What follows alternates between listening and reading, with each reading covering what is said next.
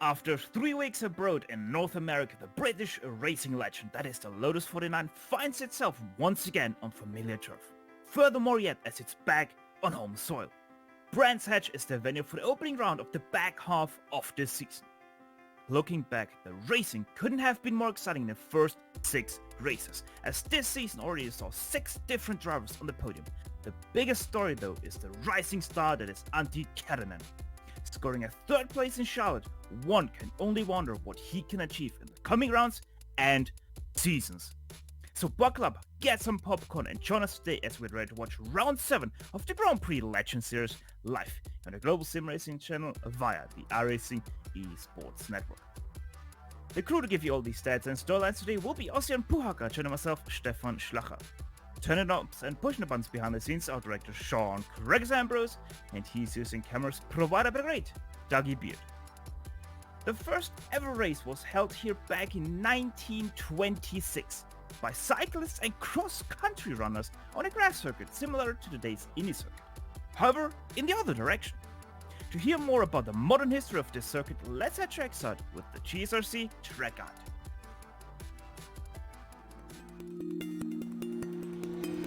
Welcome to Brands Hatch. When popular British racing circuits get listed, this track just to the southeast of London often finds itself near the top. The extensive history of the venue has meant that many famous names in racing have ran laps here. But the stats make it sound deceptively simple, with the Grand Prix and Indy course having 9 and 6 turns respectively. Laps might be short, but they're also fast, and the corners are often a challenge to get right.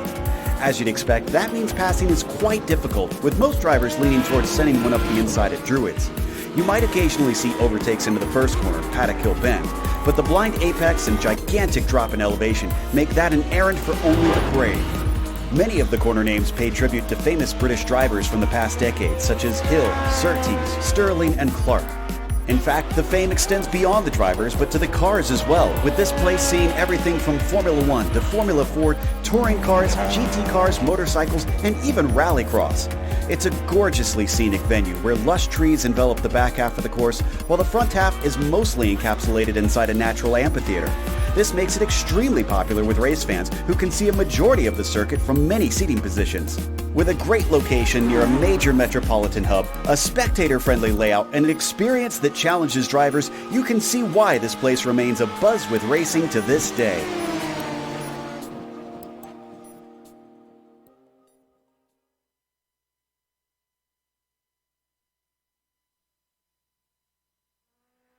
Joe Peak doing what nobody can do better, talking you a lap around the Brands Hatch circuit. Are you looking to take advantage of GSRC's over 1 million global monthly impressions? From official series sponsorships to commercial placements, we have advertising options customizable to suit your company's needs. Follow the link in the description to learn more. Speaking about learning more, Ossian, what can you tell us about today's venue? Oh, Brands Hatch, I can tell you a lot about it. It has a long history, as you touched on, Stefan, and good evening to all of my viewers, or our viewers rather.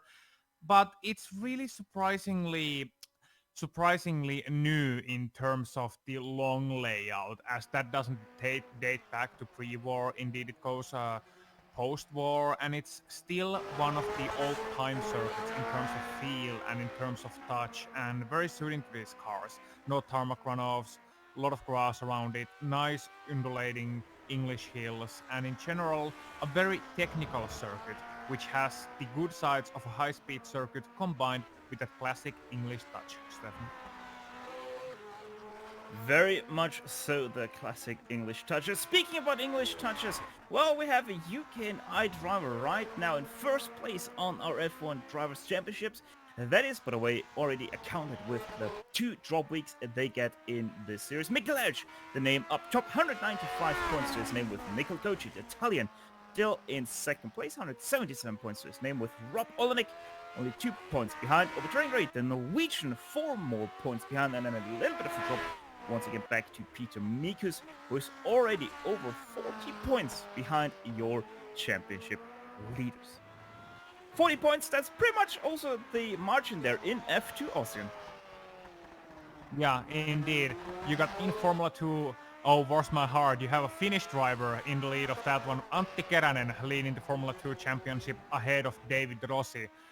Another Finnish driver, Pekka Risto in third place, Andrew Eng from the US of A in fourth place, and Erik Loikel from Germany rounding out your top 5. And you got a couple of veterans mixed in with a couple of new names, and that's always so interesting. But speaking about national leagues, Stefan, there's also a Nations Cup in this series. How does that look like? Well, Ossian, I can tell you, it's the two united nations in united in first and second. It's the United Kingdom ahead of the United States, 250 and 237 points respectively in their favors. Italy is 20 points behind in third, and then we have Finland. The strength are combined here, 178 points to their names. Fourth place for them. Norway, the Scandinavians, really looking strong this season, and they are fifth place with 171 points to their name. I think that's all done by over train rate, if I'm not mistaken there for Norway. Speaking about making it all around, Ossian, how are we looking for today's race? Stefan, it's looking to be a very usual affair here at Grand Prix Legends. We are looking at about half an hour of racing, round 7 out of 13. Yes, that's 13 races in this prolonged season. 25 laps around Brands Hatch. We'll be looking at open setups, meaning drivers can adjust these bathtub-like wonderful old race cars to their liking. You get penalties for 17 incidents, that's a drive-through, and at 25 incidents, that's a disqualification. But quite frankly, if you get 17 incidents with this car here at Brands Hatch, you got much bigger problems to worry about than a drive-through, Stefan. Yeah, I think at that point you would be already driving upside down with 17 incident points. But it is going to be interesting after all, because we have the very tricky Better Kill bend that these guys have to manage 25 times in total, so it's going to be very interesting. Also very interesting, that is the order of qualifying right now.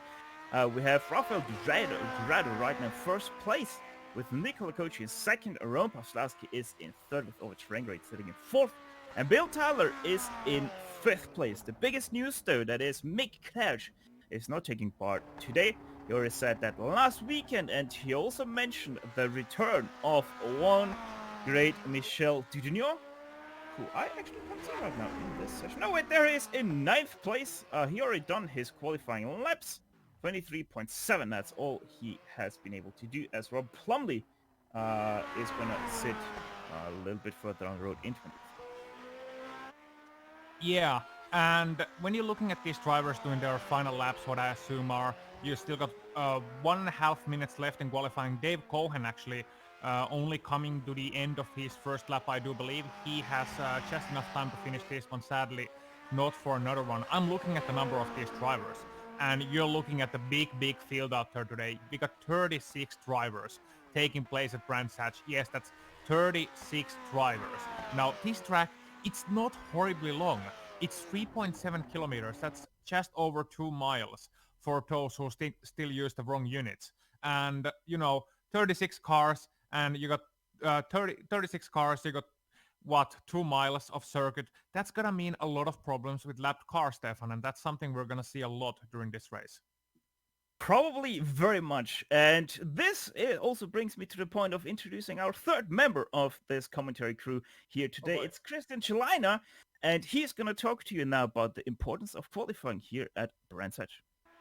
Yeah, so Brands Hatch is obviously a very tricky track at the best of times, and in a car such as this, qualifying really is important. It's very difficult to make a clean pass in these cars just because of how difficult they are on the brakes, and usually there's only the one passing zone after Paddock Hill Bend into the hairpin, so obviously it's very tricky to pull off a pass on the GP loop at the best of times, and with a car such as this, it's even harder. So qualifying a grid position is really everything.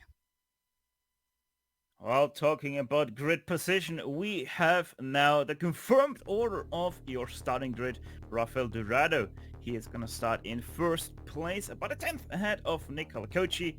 Ron Paslowski in the very end, another 10th behind in third with over Tringerate completing row number 2 here today. Bill Tyler in 5th with Rob Olenek in 6th. Sebastian Tixier in 7th. Alessandro Parisi 8th. Michel Torino only in 9th place on his return this season. And Thomas Top rounds out your top 10. Yes, indeed. It's Yuli Giesen, 11th, Igor Corbus in 12th place, David Rossi 13th, Chandro Pellerito 14th, Antti Keränen will be starting alongside another Finn, Pekka Risto 15th and 16th for those guys in row number 8. Eric Loikel 17th, Colin Bentley 18th, Janne Lehmann 19th and Robert Plumley rounding out your top 20. Then we've got Warren Watkins in 21st, John Van Dorn in 22nd, Chris Hengler in 23rd, Andreas Bruno in 24th, Randy Hurt in 25th, Terry Thomas Haas in 26th, Bill Wright 27th, Dave Cohen 28th, and then rounding out the top 30 we have Trent Boost and Gary Anderson in 29th and 30th. Douglas Nelson, Rodney Evans, Jasmine Beach, Andrew Ang, Robert Reynolds and Matt Yeomans are rounding out your 36 drivers here today at the beautiful Brands Hatch circuit. A few more drivers still need to go to the grid, so a few more moments for you to get your popcorn ready to have your most favorite soft drink right by your hand. And this surely is going to be a very interesting 40-minute race. 25 laps will be done today in a little bit of a hotter track condition, 40 degrees Celsius on the track, so that is going to be another point added to the already very difficult circumstances that is the Lotus 49 at the Brands Hatch circuit. That sounds like a bad sauna. Very much does so. As everybody is on the grid, the green flag is out and we are off. A little bit of a bad start there from second place. Nikola Kochi already under pressure from Ron Pavslowski, who has a little bit of a slide on the apex of Paddock Hill Bend, but they settle it out, and Nikola Kochi will continue in second place. A little bit of a kerfuffle in behind, but it looks like everybody clean so far. Yeah, in the back as well, Antti Keränen went a little bit wide, couple of other cars having bit Oh, of Randy Ho down. spins around Dave Cohen. Yeah, Cohen is upside down there and he's not going to continue this race, he went turtle. But the rest of the field continues there with Rafael Dorado still in the lead, and whoa, that was a big accident for Cohen, but other than that, a surprisingly clean start, Stefan. Very much does look very clean, just a little bit of an incident there. I think on a downshift he lost the car and then got snap oversteer right into Dave Cohen, but we're probably gonna see that later on in the race on our GSRC replay.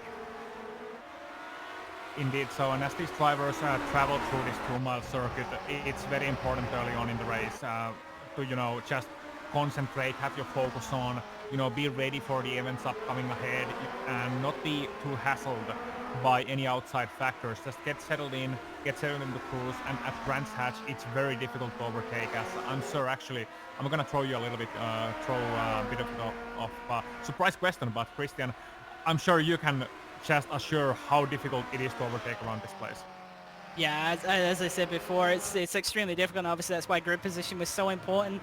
Interestingly, I actually had a little bit of experience running this track this morning in this car, so I found it very, very difficult. Every braking zone is really a huge challenge, so even on your own it's difficult. Trying to pass a car, it's going to be incredibly difficult.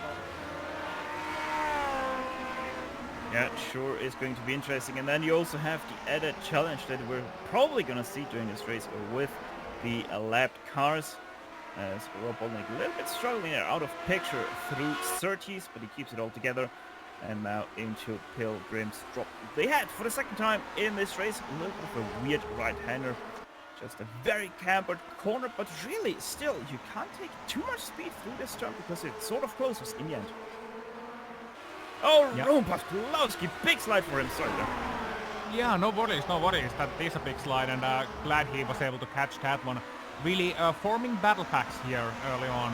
You can see a couple of big situations. Roman Pavlovsky was able to catch the slide. He's got Ring Ride hot on his heels, and Rob Olenek as well, rounding out the top 5. And those guys are really in a bit of a battle once again. Uwe going alongside Roman Pavlovsky there, Stefan, and that's a good defense actually from the outside from Roman, and he's able to hold on to the third place for now. But Uwe Trengeride, he's really looking as feisty as we always expect here at GPL. As we go on board with Rob Olenek, he is continuing to defend that position. I'm a little bit surprised about the lack of speed which Renrate showed there down the straight. So it seems like he really went for the turn speed rather than that straight line speed. I mean, yes, really not too long of straights here at Brands Hatch, but still very important to get those straight line speeds up, because they are your most leading into your most important passing zones. Yeah, well, one thing actually about that straight, obviously it is a straight for most modern cars, but coming onto the front stretch, it's not flat at all, and it's very, very bumpy, especially as you get towards Paddock Hill. And actually, there's that little kink sort of midway down the pit lane, and if you're full throttle in this car, it can really unsettle it, and you can definitely have some really interesting high-speed wheel spin. So that might have been what happened to him there. He might have had that head lift a little bit, and that's why he lost the momentum he needed. Yeah, it's very important to adjust your wings. Oh wait, yeah, wrong car. Yeah, normally used to the Lotus 79 also, and makes the jump over to my Forte. The Lotus 49, a very, very different beast. Those two are the one with the ground effect, the other one with pretty much no effect whatsoever except for oversteer. Yeah, and here's the battle for P number 3 once again. Oh, that's a good one. Run the outside. Yeah, that's a good one. Or not, as Howard Tringrate steps on the throttle. His car is always very loose on throttle, and he loses all the grip he needs to continue on that fight with Roman Paslowski. And it really does seem right now that Roman Paslowski is the Pokemon battle for Howard Tringrate and for Olnik. They seem to be able to go fast and catch that train for second place, but right now Nicola Gocci ever slightly is away from Roman Paslowski. That gap up now 1.5 seconds. Yeah, and it's still very early days in this race, so Uwe needs to really hang in that balance between staying calm and staying consistent and nailing those lap times, and not trying to throw his race away too early, but also get past Pawlowski as soon as possible. He needs to be on the lookout for those mistakes, and he needs to execute on them a little bit better than he has shown so far. He's had the chances, but so far he hasn't been able to find that one punch that can break Pawlowski's armor there. But I think he is a little bit faster over Tringrate. He certainly has the speed in the corners, and if he can find just one good opportunity to get a good run on the back straight potentially, then he should be able to execute an overtaking move. But I must say, to Roman's credit, he's been very, very, very good on the defensive side, and especially using all of the racetrack. Looking away from the battle for just a few moments, we have another battle for P number 7. That is Alessandro Prix defending from Michel Didignon and Thomas Topp in behind. The German driver makes the end of the train, three-car train, for 7th position, and Prix is hanging on for dear life over that attack from the Frenchman. Yeah, and Michel Didignon, it's I can speak from experience here. Coming back to a car you know and love, it's always more difficult than people think, because you're not sure about your pace. You've been away for quite a while, and people expect so much from you. Michel Didignon, he's an absolute legend of this car. Alongside Mick Claridge, he's one of the true Lotus 49 lovers and a true, champion in this series in the past. One of the naturally fastest drivers I've come across on iRacing. But still, when you spend a lot of time in other cars, when you spend a lot of time away, it can be difficult to return home. And Michel has a lot of expectations. I'm sure he loves Brands Hatch. I'm sure he's, familiar in a sense that he has the past experience. But still, you can't expect wins from him. And really, it's these early laps in race conditions are going to be for him just getting used to what he knows so well. As funny as that sounds, as he goes alongside her on Alessandro Parigi and gets past heading out of the Paddock Hill bend and into the Druid's hairpin. A very good move there by Michel Didignon, also over Tringrate. Tried a little bit on Roman Paslowski through the Paddock Hill bend. It didn't work out for him. Roman Paslowski still continues in 3rd place as they head through the Pilgrim's Drop for 6th time in this race already. Yeah, and we are riding on board with Thomas Torp right now, and he's the next one in line. And Christian, I'm gonna toss this one over to you, because you have really some experience from high level of racing and in high level of competition. And Thomas Thorpe's position is actually quite interesting here, in that he sees the blood now, so to speak, in Parici's driving. Parici just got overtaken. Do you think Thomas Thorpe should press the issue harder now, or do you think he should just wait and see what happens in this battle? I think he's going to be really keen to keep on the back of Michelle. Obviously, you're saying the legend of the series, really, and if there's one person you want to learn from, it's a driver such as him. So this is a good opportunity for him if he can obviously clear Parigi and kind of press on and follow. And I think he should take that, but obviously it's going to be so difficult. It really relies on a mistake from the car ahead of you to get a good run for a pass. And obviously we've seen a couple of passes after Paddock Hill, but really aside from that, the only other places we're seeing passes is when somebody makes a mistake in the GP loop and actually runs off the track. Well, making mistakes, that is right now what Ovid Tringroyd wants to see from Roman Paslowski, but he's really not getting any of them from him, as the two guys ahead of him start to run away even more. Just one lap ago we saw the new fastest lap by Nicola Pucci, 22.785, as Rafael Dorado starts to run into traffic. Yeah, and that was Uwe Trengeride just touching the back of Pawlowski. I think Roman Pawlowski was just ahead, and they were coming toward a fast corner, and that was very, very close. Too close for comfort, I would say. You don't want to be that close up to someone's gearbox, but they make it through the traffic as well. Robert Reynolds getting away from his way, but yeah, all this battling is really starting to separate them from the leading duo, and it's also allowing crucially Rob Olenek right into the mix. Yeah, and one thing we can report on is we've already lost 7 drivers in this race. Robert Reynolds in 29th is the last car still running. If you want to keep track of all the people running in this race, gsrc.tv is your way to go. That's our official live timing and scoring page on all of our broadcasts. Indeed, that is so, and a lot of battles happening all over the racetrack as well, so we can only keep one of them at a time on the screen, sadly. So if you want to watch your favorite driver, how they're doing back up the field, then just head over to gsrc.tv. As we are moving further back, we are in a battle between Pelerito and Giesen, and this is for what is right now the 11th position. And further ahead of them as well, we got a great battle between Thorpe and Parigi for the 8th place. Thorpe was looking alongside, can't quite make the move through. But you can see, Christian, we talked earlier about what Thomas Thorpe should do. And here you see that Michel Durignon is starting to break away from him. Yeah, you see Dudignon's trying to actually extend that gap a bit, and this has got to make Thorpe really kind of press the issue here to not let Dudignon get away. And this is actually consistent throughout the field. We're seeing this a lot. Obviously, the 3rd place spot over Trengerade is really kind of stuck in 4th right now, and his opportunity to win the race is slowly slipping away as he's still unable to make that pass. And really, it's just it's consistent throughout, and it's really down to Brands Hatch and how difficult it is to execute the pass. And you mentioned Giesen, and he's actually recovering. He went off in the first right-hander in the GP loop, so he lost a couple of spots and is now having to try and fight his way back. Yeah, he's certainly making a recovered drive, and they got Corbreux ahead of them as well, who goes very wide. So this battle for 11th could indeed be interesting, Stefan. Yeah, very much so, and especially because of the answer, or the question rather, that we have with 40 degrees Celsius track temperature, as we have the side-by-side. Now your guys and tries to do it through the next turn. Will he be able to do that? And that's very much yes, sir. Yes, indeed, and they are already heading towards the back straight now. Giesen now able to rise to the 11th position. Corbreux still holding on to the last position in the top 10. Pelerito now dropped another position back. So a great battle between those guys. And going back to P number 3, the battle for the last place in the podium. Roman Pawlowski really under pressure here, Stefan.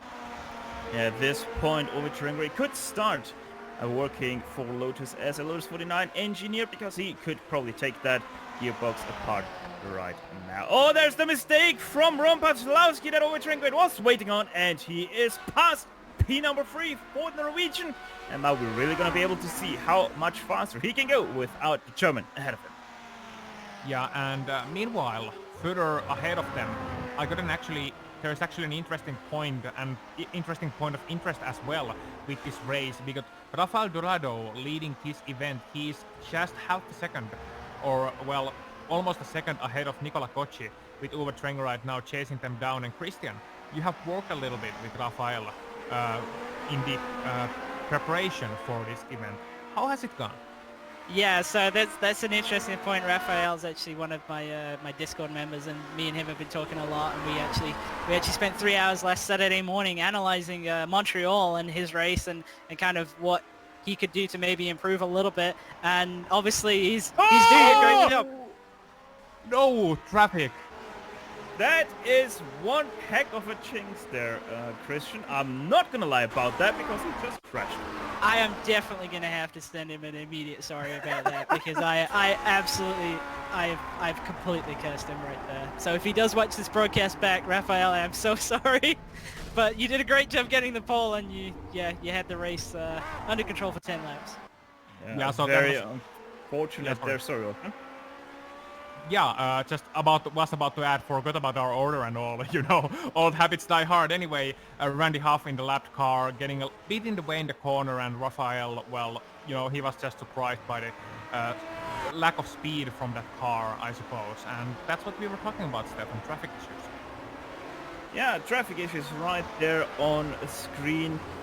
Just how having a little bit of a slide that he wasn't able to catch right in front of Rafael. And sadly, Rafael, as you were able to see, wasn't able to avoid that whatsoever. That, though, promotes our Italian driver second in the championship to first place, Nicola Gocci, number 3. It's going to be interesting what that now means to him, because Uwe Trenger last lap at 23.682 for the Italian versus a 23.679 for the Norwegian. They're pretty much same on pace with Roman Paslowski, 3/10 slower than the pair. I'm really interested to see how Nicola Gocci now does with the leading position. He's a very talented driver, certainly a very humble individual, I would say. I followed his progress a lot through the Lotus 79 ranks when he was driving on the Sunday Grand Prix series there, and that's there on GSRC2 tomorrow as well. Just a bit of a hint if you like to watch classic racing. But yeah, he's now transferred over to the Grand Prix Legends series, and he's doing very well over here. 123.3 there. He's leading the overall championship as well if we don't account for the drop weeks. So he's done very well throughout the season, and that's something that's I'm waiting to see if Uwe can catch him or not, but that's definitely gonna be interesting to follow his progress as Stefan has a bit of an update from further back in. Yeah, GSRC always proud ourselves that we are showing the battles throughout the field, and this is one of such battles. It's for P number 20, it's Andrew Eng and Andres Bruno right now holding that 20th position in his hand, but Andrew Eng, most definitely one of our title contenders for the F2 Championship, is looking to get that 20th position away. Maybe it already happens into Droids as he's looking to the right side, but he can't break late enough. So Andres Bruno for now slides his way through number 20.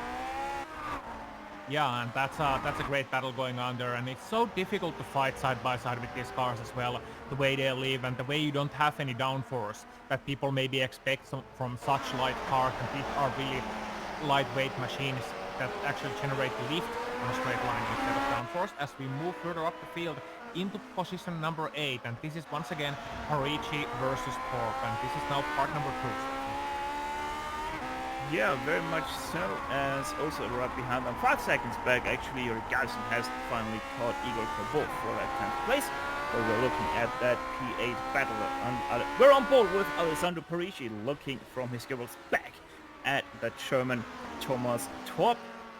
Let's see how well that's going to go now through Paddock Hill Bend. Pilgrims rise up the hill.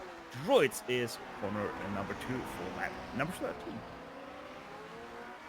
Yeah, and all of a sudden we're halfway through this race. It's gone by very quickly. These guys very much in a battle, and Christian, I don't think they can, Thomas Torp can really think realistically about catching up to Michel Duranion anymore.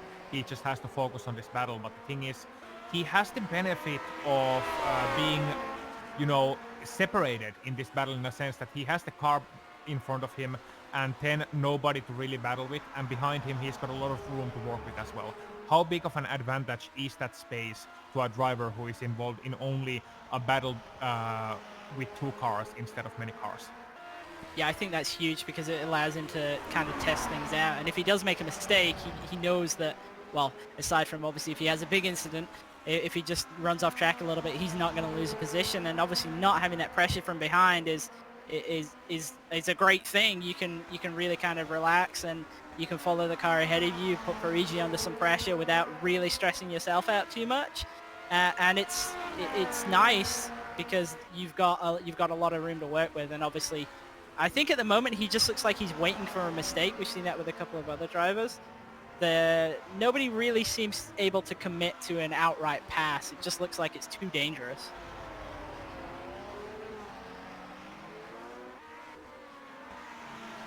Another battle we have, or rather it still is a battle that we have, that is the battle between Andres Bruno and Andrew Ng.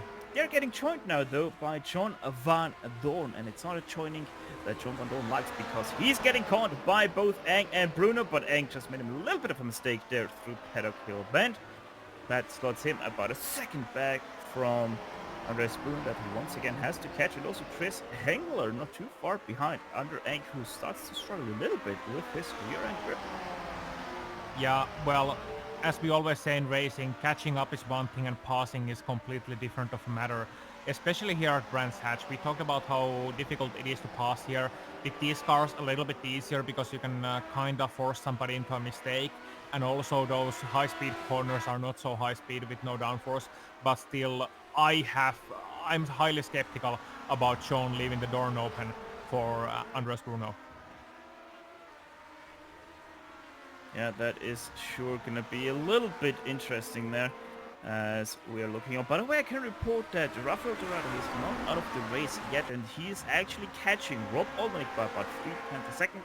The gap there for fourth place, about 1 second. So most definitely something we can keep an eye on, but right now we're still focusing on the battle for 19th because this is where the action continues to be. Yeah, and another interesting point I would like to make is that these guys are doing about 123s up top of the field. 122s were the fastest qualifying times. And this battle right now between Van Dorn and Bruno and Ng and Hengler and other guys who are, those four guys, they're now 47 seconds behind the leader. We are now 15 laps in, we still have 10 laps to go. So it is feasible, very, very much, that the leaders will catch up to this battle later on in this race. And, you know, Christian, you have experience from multi-class racing, I have experience from multi-class racing. The worst thing, absolutely worst thing you can come across as a leader of the event, as we watch these guys battle, is a battle pack. Yes, absolutely, because obviously they're all having their own fight, and sometimes they won't see you coming at all, and other times when you get there, they're not really in a position or willing to actually give up the space to let you by because they'll lose time to their own fight. And that's got to be a concern for Nicola Kochi. Obviously at the moment he's got a pretty significant lead over Ove. He's got about 4.7 seconds, and just looking at the lap times, he's at the very least matching Ove or sometimes pulling away. So he's got a little bit of room to work with, but right now there's this huge gaggle of 4 or 5 cars, and it's really going to slow him up. I think there's a reasonable expectation that he's gonna catch these guys and be lapping them before the end of the race. Looking at the number 3 of Nicola Kochi. Let's actually go back to the battle once again because they just got held up a little bit by Randy Howe into Sterling's and through clearways, straight with clearways. And Andres Bruno nearly lost out there over Andrew Ng and Chris Hengler because he got held up so much through Sterling. So that is very interesting. And one thing I want to come back with this battle is the Lotus 49, as pretty much everybody on iRacing knows, is a very demanding car. Not only that, but it's also very exhausting to drive it. So combining that with Brands Hatch, how exhausting is this, and might this be a problem for all of our drivers come the last few laps? Yeah, I think so. I mean... Speaking about exhaustion, Andres Bruno with a big slide there out of 30s, loses 2 positions, now to Chris Hengler and Andrew Ng. Yeah, and that's exactly the kind of thing that so easily happens. In most any cars, you are clean at that point. You're in clear air, you're accelerating to a straight line, but he just lost the traction on the back end, and as a result of that, lost a couple of positions as well as he went to the grass. And yeah, the exhaustion very definitely a factor. The tires, they are designed to not only last a race, they are pretty much designed to last the season. with these cars, so they are very, very durable tires. That's not an issue. The issue is once the car gets lighter, it gets even more difficult to handle, especially for drivers who already have an oversteer setup, as we are moving to a battle for P number 10 as they're catching up to some traffic. And that's Igor Corbet and Yuri Giesen coming up to some traffic, and they could be in a bit of a bind here, Stefan. Yeah, also in behind we had a pass for position. Bill Wright got past Chandler Pellerito because Pellerito made a mistake through Druids. So Bill Wright now up to 12th place. Your guys, though he's very hot on the heels of Igor Cabot. But I'm pretty sure that won't be happening, at least right now, as they also go past and Gary Anderson, who is sitting himself in 25th position, 1 lap down on the field.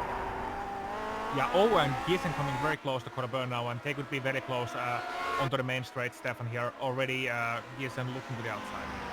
Yeah, he is looking to set up that pass for the Brabham straight. He's getting the traction he needs, but it looks like he can't really accelerate much more than Igor before.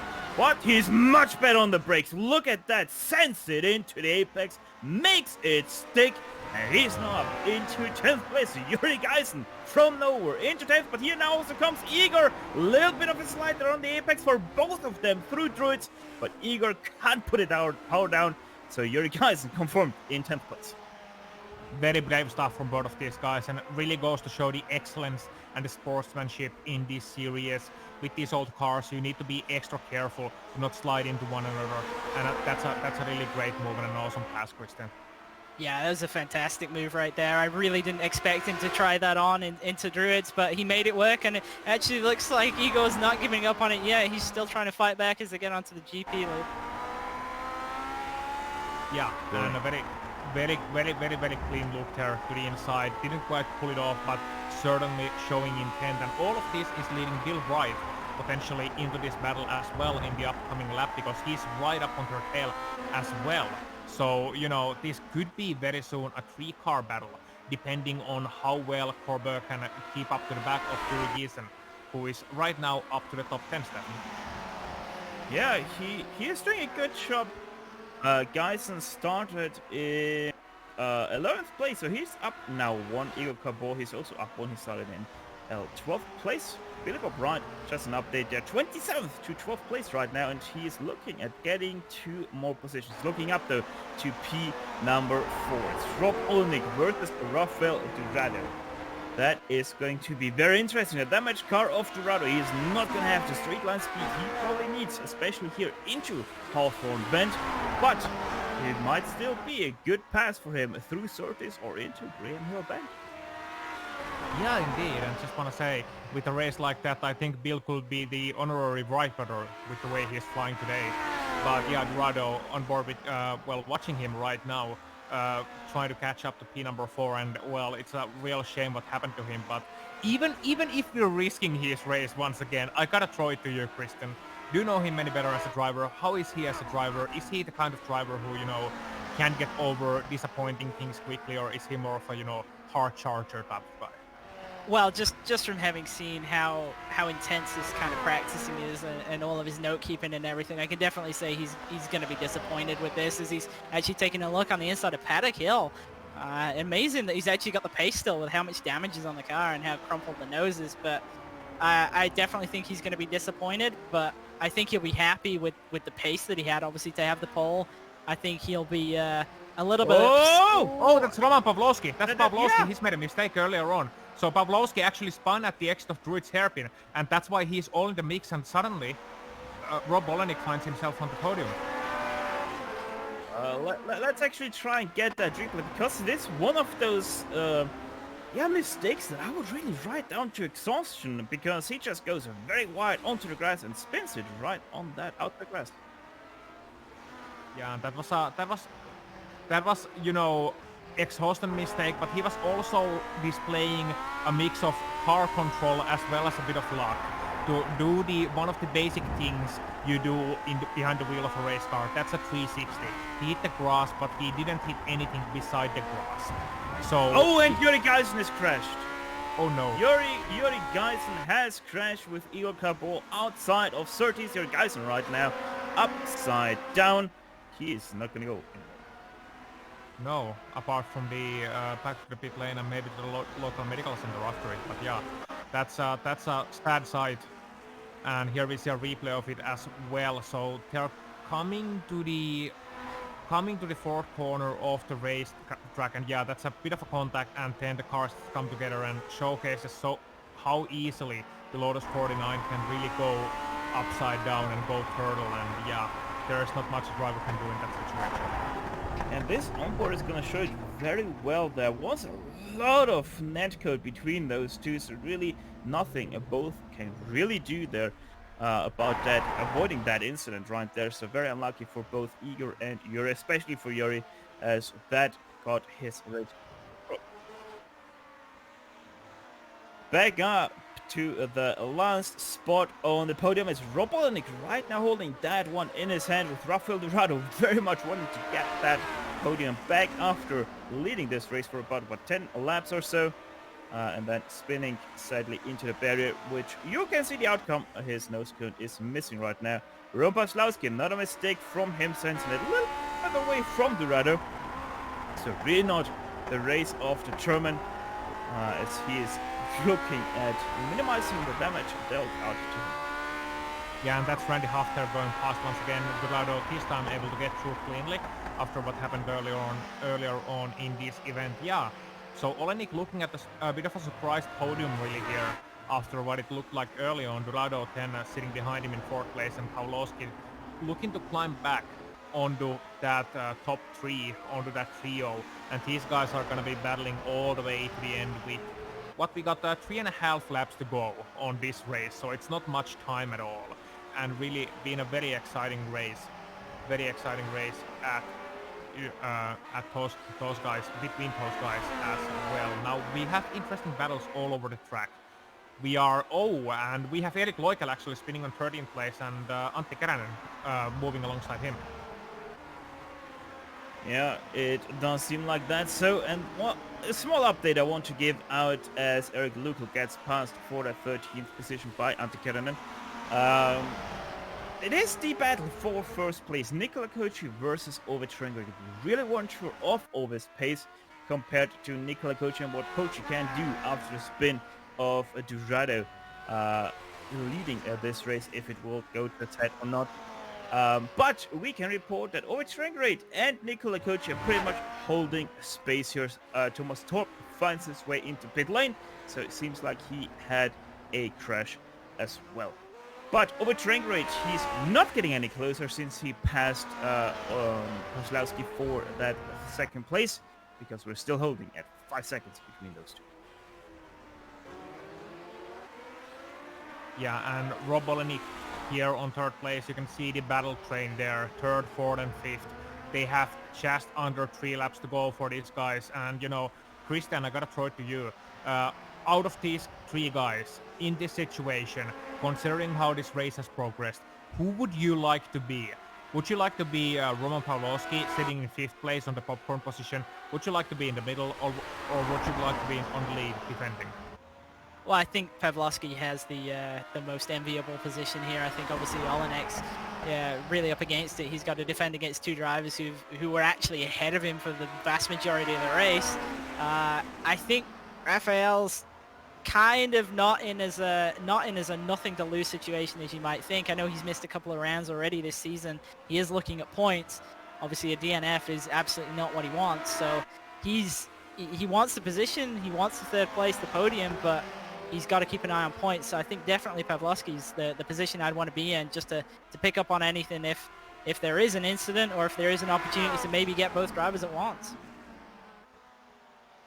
To be honest, with this being Brands Hatch, Rafael Dorado tries to have a go at Rob Olenek. Rob Olenek with a little bit of a slide on the outside of Paddock Hill. Benter still side by side through Druids.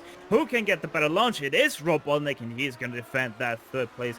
And Rob Olenek, his position, that's where I would like to be in this position right now of the race. Just 2 more laps to go. And Rob Olenek, he is very comfortable right now as Roman Pawlowski tries to go around the outside of Dorado. That's going to be interesting. Let's see how much he can get his foot down very early on this straight. It seems like it's going to be enough to pass Rafael Dorado round the outside of the off-hampered surface. That's an incredible move.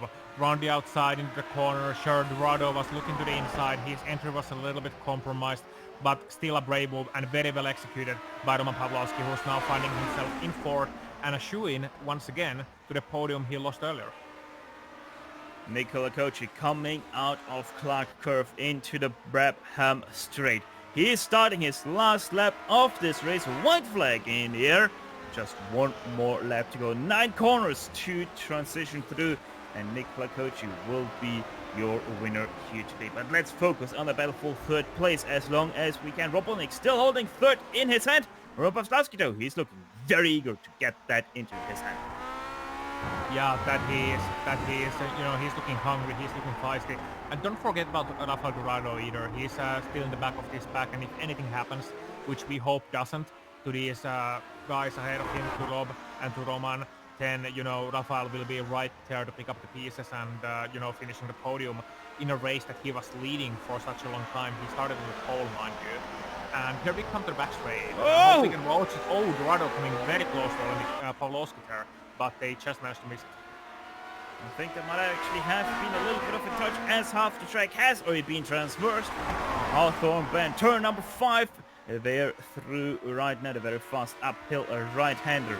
Now going into Westfield Bend, a double apex right-hander. Dingledale and Sheens up the hill.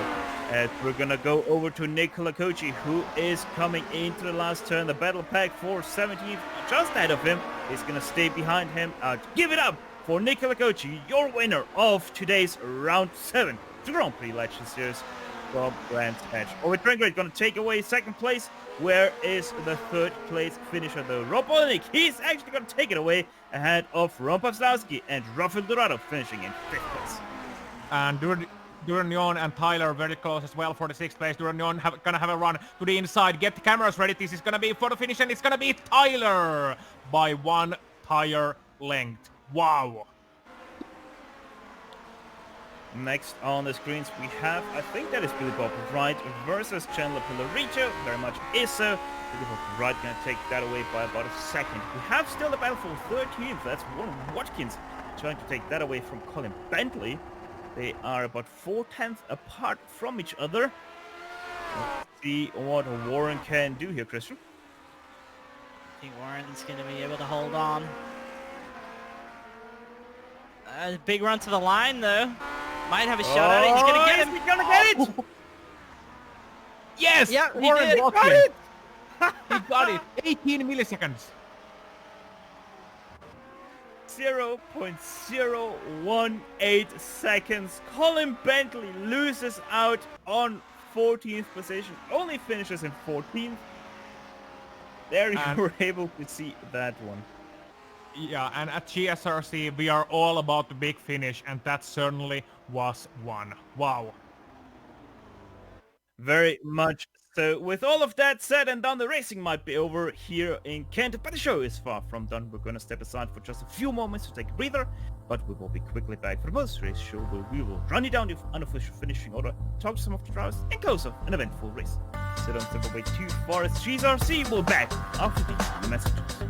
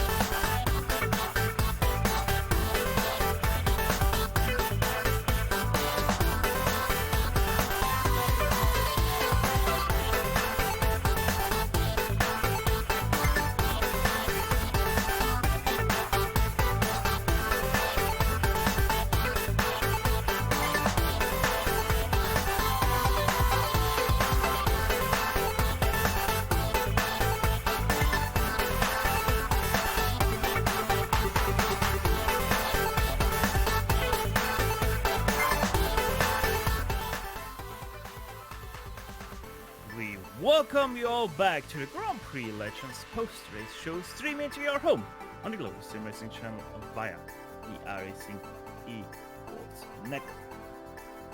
Are you interested in advertising with GSRC?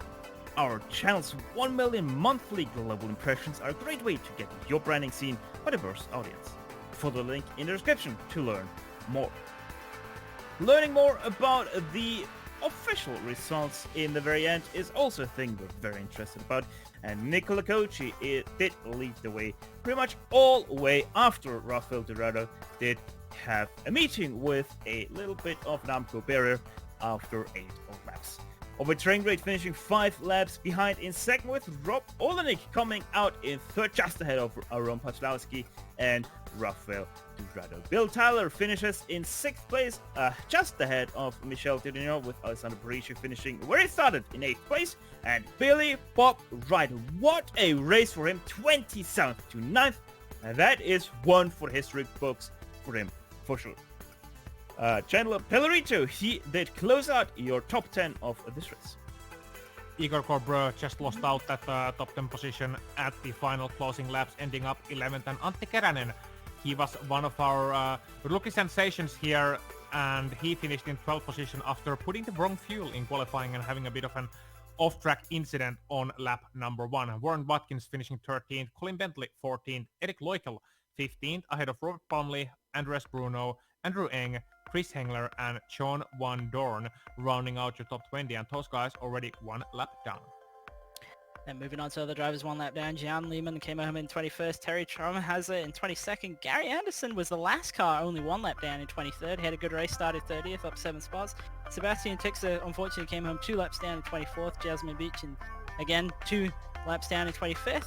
Then we had Robert Reynolds in 26th, 3 laps down. Thomas Torp had that unfortunate incident and unfortunately ended up back in 27th after running near the top 10 for most of the race. Dave Cohen in 28th, Yuri Giesen and Randy Hurg came home in 29th and 30th. Yeah, everybody behind Thomas Torp is actually also DNF'd, except for I think Randy Howe, who managed to finish this race, but you're able to see that the last few positions of this race, as we're going to talk to our winner of today, Nicola Cochi. A little bit unexpected, I would say, with Rafael Dorado pretty much having you controlled over the first few laps until his spin. Yeah, hi guys. Yeah, that was very, very unfortunate for Rafael. I'm very sorry for him because I was sure that we will have battle until the end. I was sure about that because I could measure his pace and my pace during the week, and we were very, very close. But as soon as I saw the number of cars in the grid, I was kind of focusing everything I had for be very, very careful for lapping cars, because I knew that the track here is pretty small. A lot of cars there. Very, very easy to do a stupid little mistake that could end your race instantly. So I was very focused to do that right, and not too much about the pace, because I knew that I had enough pace to stay with the front guys. Well, Nicola, we did talk a little bit about this track and car combination Lotus 49 Brands Hatch, probably one of the toughest combinations you can have on the iRacing simulation. But how did it feel out there, especially with the hot track temperature of 40 degrees Celsius? Yeah, I kind of like this combo. That wasn't my first time that I raced the 49 at Brands Hatch, and I think I had always had very good and fun races here. The only variable can just make a lot of difference, as I said, is how many cars are in the field, and that's going to change a lot of the experience. But in general, I really like the flow and the kind of easiness to do mistakes of this track. You have to be very, very precise, collected, not push too much, because otherwise you're going to do very, very hard big mistakes here. Yeah, very, very interesting combination anyway, especially for a broadcast. Pretty sure though, after this win here, you did most definitely take over once again the championship lead. How are you looking forward on trying to defend that against McClatch in the second half of the season? Well, I think it's going to be like very, very hard to do that. And it seems almost we are chasing each other because I miss a race, he missed a race, I get a DNF, he has like some kind of issue. It's a little bit like a hit or miss. But I think that on the race that we run, we are square as a number race. But I will lose one race, maybe two in August. So it's going to be very tight, and the number of races that everybody are going to do, it's going to be a big variable to take in account. Before exiting the booth, just let me say hi to my buddy Ocean. I heard his voice what I was waiting for, and I'm really happy that he's come by to the older cousins of the Lotus. Hi, Ocean. Hello, Nicola, and congratulations for the win. At least you can finally drive fast, huh? Yeah, but don't leave me for that. I'm always watching the other Lotus's races, and I'm really interested. I think I will come back sooner or later. Okay, glad to hear that, Nicola. I'm looking forward to it. Well, gonna throw you back with Stefan. Stefan, you have any more questions? Actually, sadly, we do not have any more time with the interview for Nicola. So Nicola, congrats once again on your first place finish here at Brands Hatch, and good luck for next week at Spa-Francorchamps. Thank you, guys. Really look forward for the track, and I hope to keep like the battle up there to give you a good end of the season. See you all. Bye bye. That was Nicola Kochi right there then, and also the only driver that wanted to talk to us today, so probably everybody extremely exhausted after today's race. With that, GSRC would like to thank the iRacing Esports Center for having us on their 10th lineup to bring you the greatest shows on iRacing into your home. On top of that, we'd like to thank everyone on track today for a great show, and especially the Lotus 49 community for contracting with GSRC, the broadcaster. Right now on your screen you can see all the companies that provide us with their great hard and software GSRC uses to deliver you the best possible show. Additional thanks goes to June Lalonde to provide us with her great masterpieces. See the screen for how to get hold of more of her great work. If you'd like to find out more about GSRC, please visit us at globalsimracingchannel.com. You can also find us on the social media platforms, Twitter with @GSR Channel, Facebook at facebook.com/globalsimracingchannel, on Instagram at GSRC_rap. All of the upcoming races for our other series are now sliding across your screen, so check them out and mark them down in your calendar to not miss another second of exciting racing action. Finally, on behalf of the entire crew, Sean, Ossian, and Christian and Dougie as well, obviously, for the beautiful camera work, I'd like to thank you all for tuning in as Nicola Kochi took away the victory here in Virtual Dive. With that said, until next time, servus and sayonara, and as always, race hard, race clean, and we'll see you on the track.